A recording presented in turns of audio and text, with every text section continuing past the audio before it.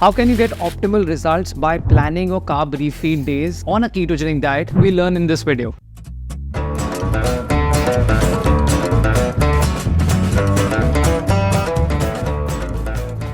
Hi, welcome to this brand new video. Thank you everybody for watching all the videos and also commenting. इस video में हम बात करेंगे कि आप अपने चीट डे को कैसे प्लेस करें। चीट डे एक बड़ा ही नेगेटिव टर्म है, उसको हम चीट मील के साथ इंक्लूड करेंगे और हम ये समझेंगे कार्ब रिफीड डेज और चीट डेज में फर्क क्या होता है। एक चीट मील जब आप 2-3 बार कर लें तो उसको आप चीट डे कह सकते हैं, जो अनएक्सपेक्टेड होगा। लेकिन carb refeed day is something where you know step by step process and the reason behind why do you need carbohydrates once in a while you are adapting to keto. So इसके basic से पहले start करेंगे। सबसे पहले comparison करेंगे एक cheat meal और एक कार्ब रिफीड डे से। एक चीट मील ऐसा मील है जिस दिन आप बाहर गए and you felt like eating something and you ate carbs in one single meal. Now you may think that I will be out of ketosis. There is a high possibility that you will be out of ketosis, but this is not what I want you to do and I will explain in the next minute whether what is the reason behind not doing a cheat meal. A carb refeed day is a planned day with step-by-step guide, the reasons why you are introducing carbohydrate. So for everybody who knows about a ketogenic diet, it's a high fat, adequate protein and low carbohydrates. जितने भी लोग आपसे कह रहे हैं कि carbs आपको जरूरी हैं, उन सब के लिए भी ये बड़ी important video because they'll understand whether exactly do we need carbs or we don't need carbs. Our body can convert high fats and high proteins into glucose-based substrates through gluconeogenesis. जब वो उसको metabolize करती है तो उसको glycolysis कहते हैं। तो पहली चीज क्या है, जब आपने कभी भी चीट मील प्लान करा और आपने कार्ब्स खाए तो आप अपने साथ में कुछ गलत करने जा रहे हैं। The reason being why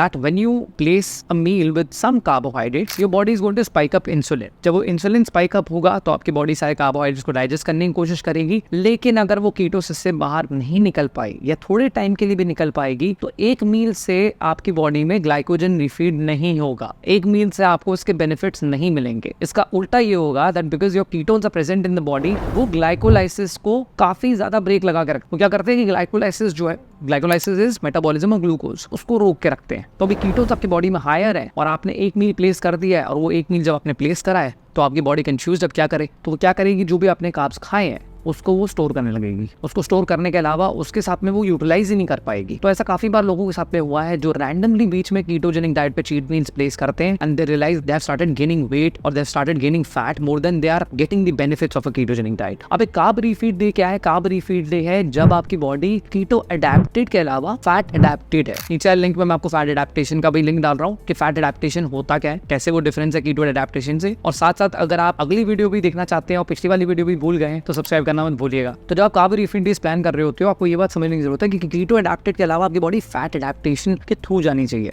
that means you should place a carb refeed day once in 45 to 60 days. उसके पहले ना प्लेस करें। इसके आगे पीछे आपको फास्टिंग करने की जरूरत है। इसके साथ में आपको ये भी ध्यान देना है कि आप कौन से टाइप के कार्बोहाइड्रेट्स खा रहे हो। इसमें आपको अपनी प्रोग्रेस पे भी ध्यान देना है और हम स्टेप बाय स्टेप गाइड से ये समझेंगे कि एक rightfully place carb refeed day में कैसे आप छोले भटूरे, राजमा चावल, all your favourite things, kadhi chawal and whatever you want to eat, you can eat that. So straight away diving into these 3 steps which is a guide for you. Simple understanding about carb refeed days, what and why. आपके body में replenish होंगे glycogen stores, psychologically आपको help करेगा, साथ में आपको plan करने की जरूरत है and this also gives you the societal pressure of not eating anything. आप इस हिसाब से भी इसको प्लान कर सकते हैं किसी वेडिंग पे, किसी अच्छे डे पे जहाँ पे आपको लगता है कि आपकी फैमिली का गेट टुगेदर हो रहा है and obviously everybody loves carbs. तो आप समझते हैं इसके पीछे की गाइड क्या है। Number 1, stabilisation. Stabilisation is equal to stagnation. अगर आपकी बॉडी स्टैग्नेट हो रही है एक स्पेसिफिक वेट पे या एक बॉडी मेजरमेंट पे, बॉडी आपकी स्टेबलाइज हो रही है, आपकी बॉडी के अंदर जो उसका कॉम्पोजिशन है which is related to fat muscle composition, वो ग्रेजुअली एंड स्लोली चेंज हो रहा है। इस स्टैग्नेशन को आपने जल्दी से ये नहीं समझना है कि मैं स्टैग्नेट हो गया हूँ। काफी लोगों के साथ ऐसा होता है जो एक हफ्ते होते हैं कीटोसिस में, उनको लगता है अगले हफ्ते हमारा वेट नहीं मूव हो रहा, I am stuck. You are not stuck, your body is stabilising right now. This is not stagnation. Stagnation in basic senses कि अगर आपका 21 दिन तक बॉडी वेट और बॉडी मेजरमेंट्स में कोई फर्क नहीं आए, ना 1 kg ऊपर ना 1 kg नीचे, आइडियली ये 45 to 60 डेज के बीच में होता है। इस स्टैग्नेशन और स्टेबलाइजेशन के टाइम पे जब आपकी बॉडी वेट और बॉडी मेजरमेंट्स काफी ज्यादा स्टैग्नेट हो चुके हैं, that is when you are a fit person to place a carb refeed day. तब के टाइम पे आप इसको जरूर प्लेस कर सकते हैं, लेकिन आपको ये भी देखना है कि आप कीटो अडैप्टेड के अलावा फैट अडैप्टेड हैं। आपके 6 से 8 हफ्ते हो चुके हैं, उसके बाद में आपको लग रहा है कि मैं 21 दिन तक स्टैग्नेटेड हूँ। कुछ लोगों के साथ में 45 to 60 डेज के बीच में यूजुअली हो जाता है। तो पहली गाइडलाइन है कि आपको ये अंडरस्टैंड करना है कि आप स्टैग्नेटेड हैं कि आप स्टेबलाइज्ड हैं, क्योंकि stagnation is also stabilisation. As I mentioned that you have to find whether where your body is right now.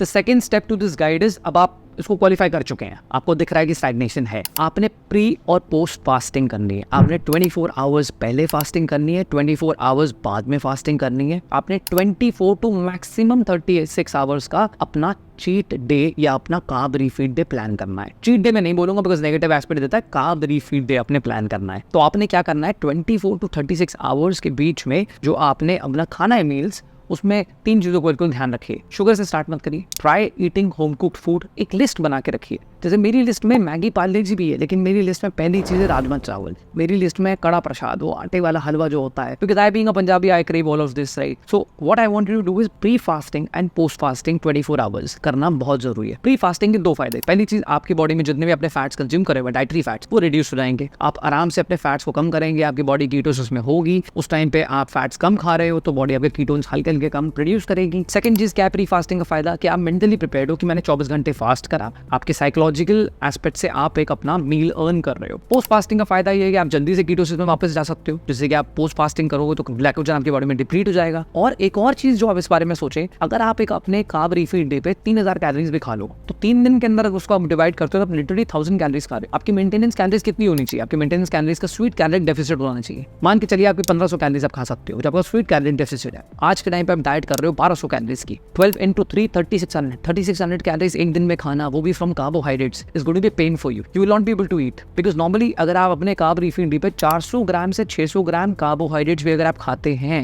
Which gives you close to 2500 calories, plus you are not eating fats on that day, क्योंकि आप already high fat diet पे थे और आप थोड़ा सा protein include कर लें, तो आपका कार्ब रिफीड डे इससे बेटर कभी हो नहीं सकता। आप इसके बेनिफिट्स क्या है, इसके बेनिफिट्स अलग अलग बेनिफिट्स हैं, not only just from muscle glycogen, plus ऊपर से आपकी जो अपनी फास्टिंग आप कर रहे हो, साइकोलॉजिकली आप मेंटली प्रिपेयर्ड हो जाओगे कि मैं आगे से जो करने वाला हूं उसके लिए I am gunning up for the next phase of it. Third step is once you done with your carb refeed day, get into ketosis. 24 घंटे की फास्टिंग करिए। मैंने पिछली वीडियो डाली थी gate into ketosis faster in a slap, right, उस video को जरूर देखिए कि उसके बाद हम कैसे वापस आ जाएं कीटोसिस पे, जिससे कि आपने एक दिन का ब्रेक लिया, आपने मेटाबॉलिक फ्लेक्सिबिलिटी अपनी एंजॉय करी और आप वापस आ गए हैं। There are couple of more things which I want to add up with this point कि 3 स्टेप की गाइड के अंदर आपको ये चीज का ध्यान रखना है कि जब आप कार्बोहाइड्रेट्स इंट्रोड्यूस करते हो, कार्बोहाइड्रेट्स बुरे नहीं हैं, they are not bad, it's all about how much you eat, when do you eat and how much you are eating throughout. So when you include it, you have to just ensure that you eat home cooked food, low glycemic index के foods, don't have something which is for the sugary aspect of it। काफी लोगों के लिए psychological भी होता है। मेरा suggestion ये है कि पिछले 5.5 साल से when I've been on ketosis, you should place these days when exactly your body needs it। किसी भी टाइम पे अगर आप कार्ब रिफीड डे प्लेस कर रहे हैं, अगर आप वो वेकेशन पे प्लेस कर रहे हैं, किसी की शादी में प्लेस कर रहे हैं, कोई फेस्टिवल में प्लेस कर रहे हैं, that is the worst time for you to place your carb refeed day. Festival के टाइम पे बॉम्बे में डिलीवरी बॉय नहीं होता है, क्या मंगाओगे खाने के लिए? और मैं अपने कार्ब रिफीड डेज पे प्रेफर नहीं करता किसी भी रेस्टोरेंट में जाने के लिए, क्योंकि जाने आने ट्रैफिक मेरे को नहीं टाइम स्पेंड करना है। I want food to be delivered, I want variety of things together and I can eat something which is my favourite and I enjoy it. So during your carb refeed day